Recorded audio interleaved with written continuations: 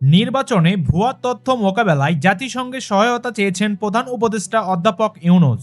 চলুন আমরা এই ভিডিওতে জেনে নেই তিনি জাতিসংঘের কাছে ভুয়া তথ্য মোকাবেলায় কী রকম সহায়তা চেয়েছেন।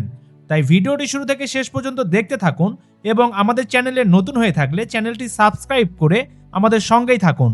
আসন্ন জাতীয় নির্বাচনকে সামনে রেখে ভুয়া তথ্য ও গুজব নিয়ে উদ্বেগ প্রকাশ করেছেন প্রধান উপদেষ্টা অধ্যাপক মোহাম্মদ ইউনূস। তিনি বলেছেন, নির্বাচনের সময় ভুয়া খবর ছড়ানো হলে তা গণতন্ত্র ও ভোটের পরিবেশের জন্য বড় হুমকি হয়ে দাঁড়াতে পারে। এই ভুয়া তথ্য মোকাবেলায় জাতিসংঘের সহায়তা চেয়েছেন তিনি। মঙ্গলবার জাতিসংঘের মানবাধিকার বিষয়ক হাই কমিশনার ভলকার তুর্কের সঙ্গে টেলিফোনে কথা বলেন অধ্যাপক ইউনূস।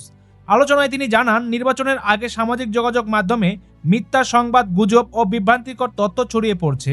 বিদেশি গণমাধ্যমের পাশাপাশি দেশের ভিতর থেকেও এসব তথ্য আসছে, যা নির্বাচন প্রক্রিয়াকে প্রভাবিত করতে পারে বলে সরকার উদ্বিগ্ন। জবাবে ভলকার তুর্ক বলেন, বিষয়টি তিনি গুরুত্বের সঙ্গে দেখছেন। ভুয়া তথ্য মোকাবেলায় জাতিসংঘ বাংলাদেশের পাশে থাকবে এবং প্রয়োজনীয় সব ধরনের সহায়তা দিবে বলেও তিনি জানান।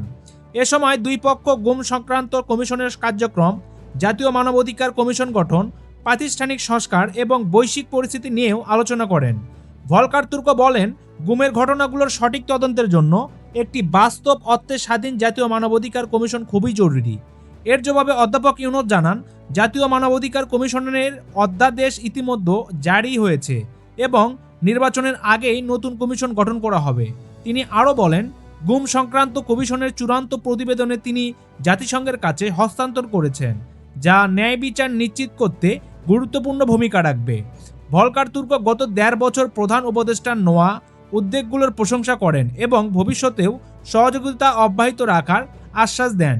দেশের গণতন্ত্র ও মানবাধিকার রক্ষায় এই সহযোগিতা কতটা কার্যকর হয় সেটাই এখন দেখার বিষয়। সম্মানিত ভিউয়ার্স, ভিডিওটি এই পর্যন্তই ছিল। যদি ভালো লেগে থাকে একটি লাইক দিয়ে সবার সাথে শেয়ার করবেন এবং আপনার যদি কোনো মতামত থাকে ভিডিওর নিচে কমেন্ট করে জানিয়ে যাবেন। আর আমাদের চ্যানেলে নতুন হয়ে থাকলে চ্যানেলটি সাবস্ক্রাইব করে আমাদের সঙ্গেই থাকবেন। ধন্যবাদ।